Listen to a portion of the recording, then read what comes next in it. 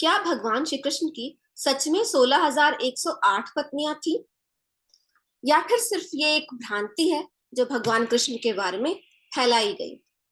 कौन थी वो 16,108 स्त्रियां जिन्होंने एक ही दिन भगवान कृष्ण से विवाह किया था, और इन सब से जरासंध का क्या लेना देना है?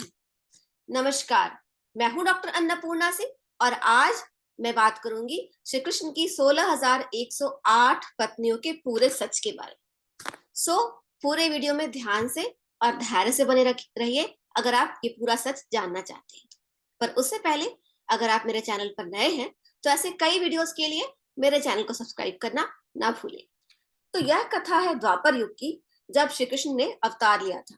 द्वापर युग में श्री कृष्ण ने अवतार लिया, अपने माता पिता को कंस के बंदी गृह से मुक्त कराया और मथुरा के राजा बने। उसी युग में जरासंध नाम का एक राजा था जो बहुत ही आतताई था, दुष्ट था। जरासंध ने 16,000 से अधिक स्त्रियों को अपने कारागार में बंदी बनाया था। वो स्त्रियां जो किसी की बहन थी, किसी की बेटी थी, किसी की वधू थी, उन सबको बलपूर्वक अपने वश में करके उसने कारागार में डाला था। और वो स्त्रियां जरासंध के लिए सिर्फ एक भोग की वस्तु थी और कुछ नहीं। श्री कृष्ण ने भीम के द्वारा जरासंध का वध करवाया और इन 16,000 स्त्रियों को मुक्त कराया, और इन 16,000 से ज्यादा अधिक स्त्रियों को उनके घर जाने की व्यवस्था भी कराई।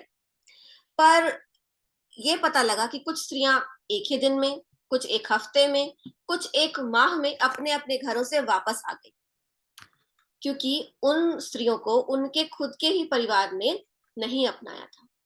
क्योंकि उनके परिवार के हिसाब से अब वे स्त्रियां दूषित हो गई थी, क्योंकि वे जरासंध की कैद में रह के आई थी।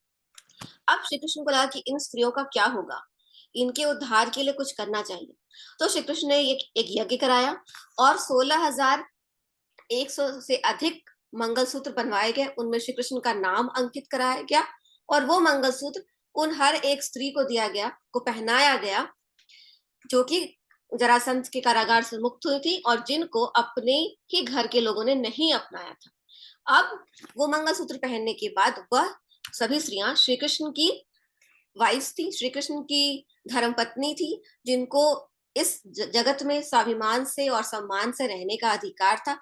और श्री कृष्ण ने अपने महल में उन सभी के रहने की, खाने पीने की व्यवस्था की, जैसे कि रानियों की व्यवस्था होती है। तो वो स्त्रियां जो कल तक दूषित थी, जिनको अपने ही परिवार के लोगों ने त्याग दिया था, उनको श्री कृष्ण ने सम्मान दिया, स्वाभिमान से जीने का अधिकार दिया और अपनी पत्नी का दर्जा भी दिया। इस लोक में तो वो सम्मानित हुई ही, और मृत्यु पर्यंत वो उस लोक में भी उनका उद्धार हुआ। तो यह थी श्री कृष्ण की 16,108 पत्नियों की कथा। अब श्री कृष्ण की जो मुख्य पत्नियां थी वो सिर्फ 3 थी, जो कि थी रुक्मिणी, सत्यभामा और जामवंती। रुक्मिणी से श्री कृष्ण ने लव मैरिज की थी, और जामवंती और सत्यभामा से श्री कृष्ण की अरेंज मैरिज हुई थी, क्योंकि जामवंती और सत्यभामा के पिता ने श्री कृष्ण को अपनी पुत्री का हाथ सौंपा था, तो वो अरेंज मैरिज थी। तो ये था श्री कृष्ण की 16,108 पत्नियों का पूरा सच। अगली बार जब कोई आपसे कहे कृष्ण भगवान की तो 16,108 पत्नियां थी, तो उनको ये कथा जरूर सुनाइएगा। याद रखिए, धर्म जो है वो अलग अलग रास्ते हैं, पर पहुंचना हम सबको एक ही जगह है, वो है ईश्वर के पास। जय हिंद, जय भारत। वीडियो अच्छा लगे तो अपने दोस्तों के बीच में जरूर शेयर कीजिए।